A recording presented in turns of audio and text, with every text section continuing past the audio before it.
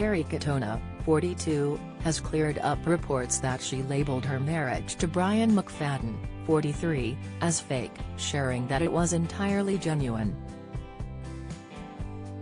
While the relationship wasn't false, it was not smooth sailing, with Brian cheating on Kerry just before their wedding day.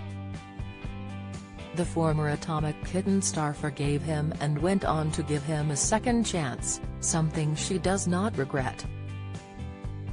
Kerry told OK magazine, "For me, when I've been cheated on in the past, I've struggled to make it work because I knew I wouldn't be able to fully trust them again." Saying that, "I think people do make mistakes in relationships, and it's possible to come back from it."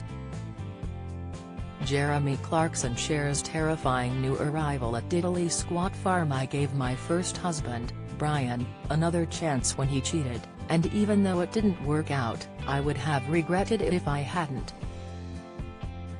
The two pop stars tied the knot in Ireland before a star-studded reception of 250 people, including Dane Bowers and S Club 7.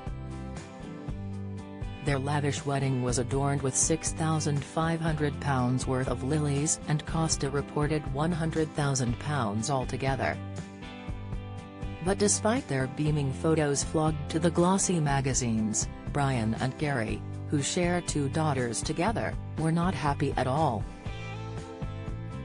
Westlife star Brian later revealed he had only ever kissed one person before Kerry, and he had simply been overwhelmed by her love.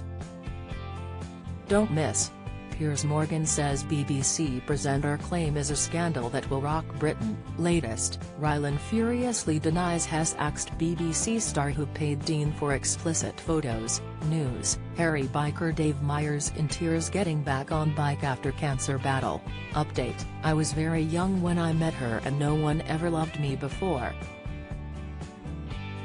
So when Kerry came along and wanted me, that gap was filled and I felt good simply because I had someone to share everything with," he told The Independent in 2007. "I never stopped to think, you really should get to know this person before you have kids, think of marrying or settle down. So then, when we had the first baby, bought a house, spent time together, and Westlife became the same thing over and over, I woke up one morning and realized, this is not what I want to do with my life. I don't see myself being with this woman in 20 years, she's not who I'm meant to be with, we don't have anything in common." He also admitted he had been unfaithful during his stag do, with a stripper. "That stag night story started our marriage off badly, and if I'm to be completely honest, the day my marriage ended was that stag night, before I even got married," he said. "That was the time I felt, this is not supposed to be." That was the first crack and everyone saw it. Kerry is said to have discovered the harrowing news by reading it in a newspaper. To read the full interview, pick up a copy of OK magazine, on sale Tuesday, July 10, or visit ok.co.uk.